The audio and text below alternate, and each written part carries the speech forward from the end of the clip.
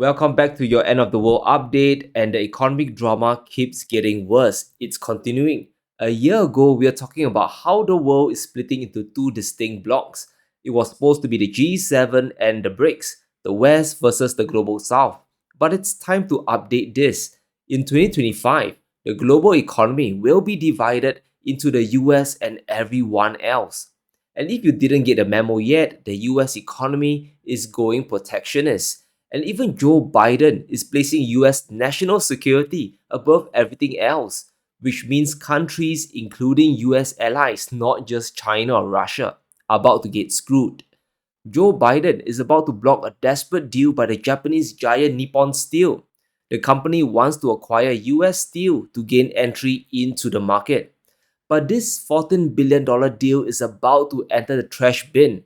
Remember who's coming back into the Oval Office in 2025? So Japan is desperate to get a foothold in the United States as soon as possible.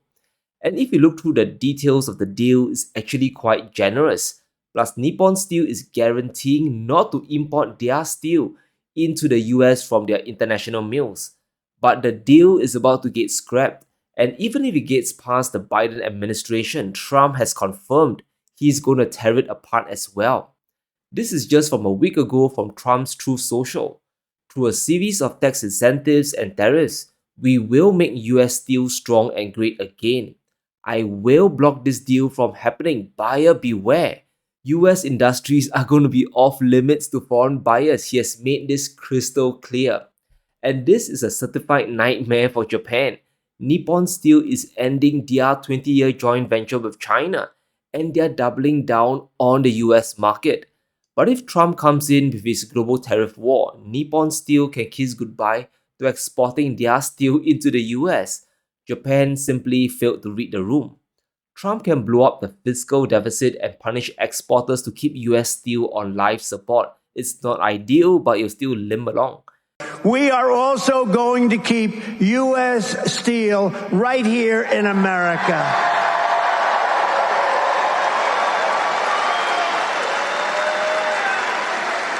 We have to be strong and powerful again, and we must put tariffs on foreign predators. They are predators. We must keep our steel companies, and we must keep making steel more than any. If we have a war, are we going to call up, China, could you send us some steel, please? Oh, I forgot about that.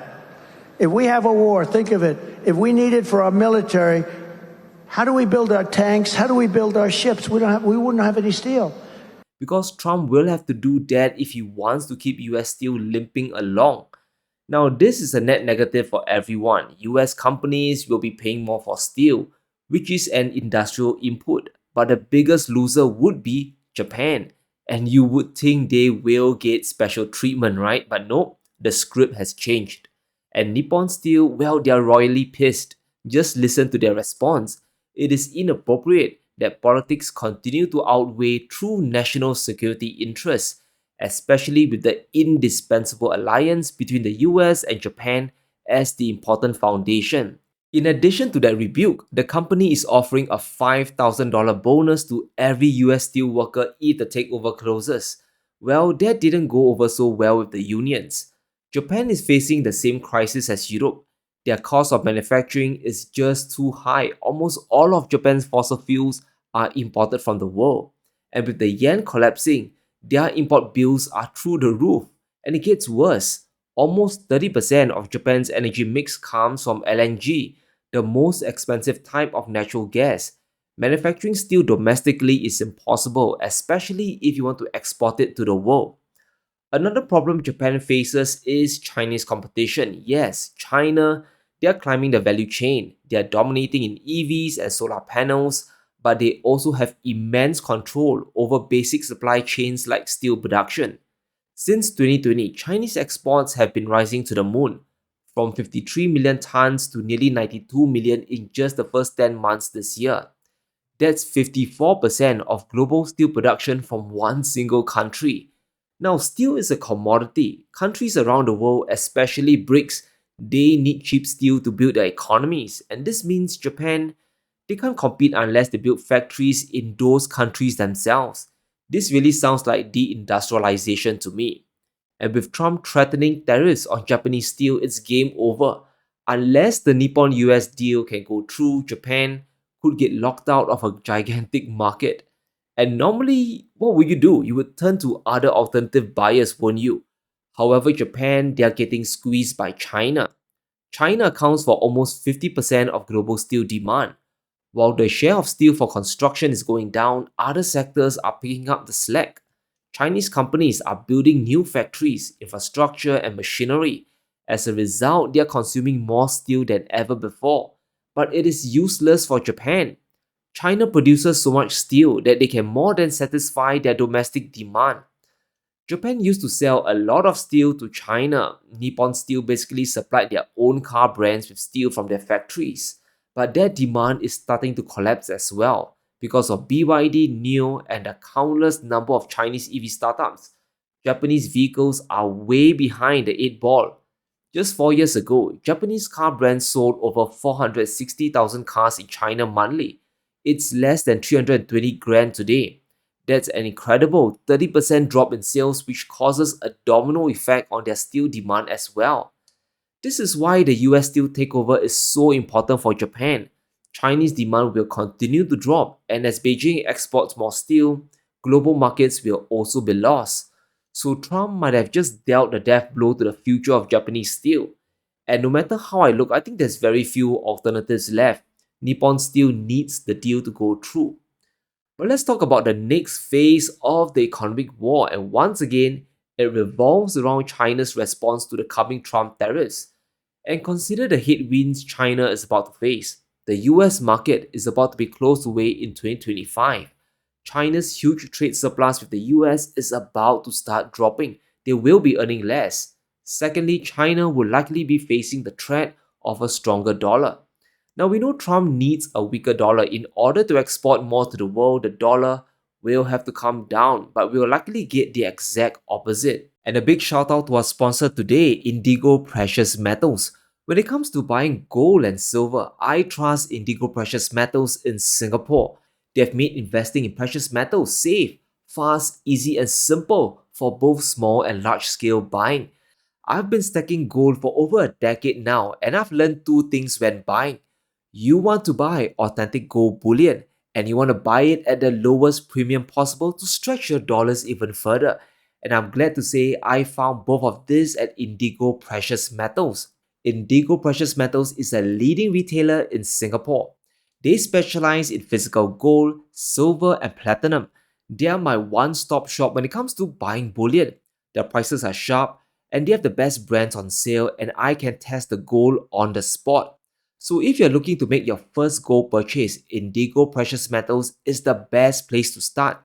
Whether it's 1 ounce or 1 kilo, this is the reputable dealer you are looking for. So take action today. Click on the link below and enjoy a discount on your first purchase with the code SeanFu. Start your gold stacking journey today. The US has an incredible trade deficit of $1.3 trillion in manufactured goods alone. And if Trump decides to push for everything to be made in America, this deficit will fall. That also means fewer dollars being circulated around the world from US importers. A lower supply of the reserve currency would push the relative strength of the dollar higher. So if you're in Beijing, there are only two choices. You can defend your local currency, the RMB, to prevent a spike in inflation. But that is the defensive option to prevent your imports from getting more expensive.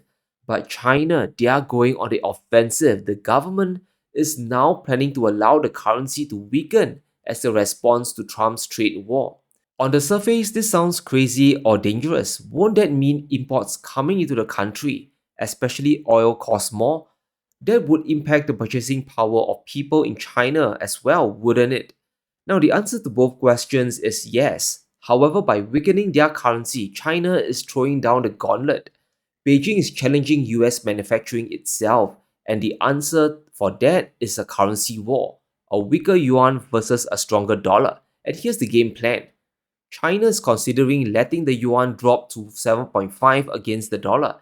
It has been done multiple times in history, first in 2015 and in 2018 when Trump started the trade war. China has allowed their currency to weaken past the critical level of 7 to the dollar. And in 2025, China could push the yuan towards greater devaluation. Now, devaluing a currency is a classic emerging market strategy, and it's all about making your exports cheaper. Goods in China, they are of course dominated in Chinese yuan. A devaluation allows countries to buy more of your goods. And if Trump hits China with a 60% move, 60% tariff, we can almost be sure Beijing will weaken their currency. It allows countries around the world to buy more Chinese exports versus other producers like Japan. Now, of course, there's going to be a limit to how much the yuan can weaken. If it goes too low, other countries they could snap back and they could tariff China in retaliation as well. So a currency war is coming. A weaker yuan also acts as a counter against US exports.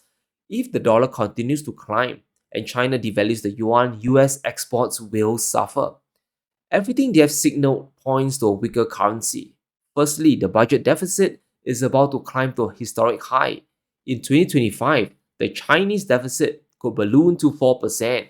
Now, it's less than the US, but still an incredible amount of government spending. Beijing is going to flood the economy with liquidity to boost domestic consumption. It's the good old stimulus playbook. Secondly, China is about to drop interest rates again. The PBOC is gearing to cut rates down to almost 1%, and this is necessary to make loans cheaper to rescue the property collapse. Now, once again, this would weaken the RMB further. So while US rates continue to stay high, China is dropping theirs, and this could make the dollar stay stubbornly high, which isn't good for US manufacturing and their exports. This move from China is going to put more pressure on the US to lower their own rates or stay uncompetitive in global exports. The dollar has to weaken as well, but can it? Looking at the inflation report, it tells us probably not. November CPI has climbed to 2.7% after a 2.6 reading in October. US consumer prices posted the largest rise in 7 months. It's a confirmation that the inflation fight has stalled.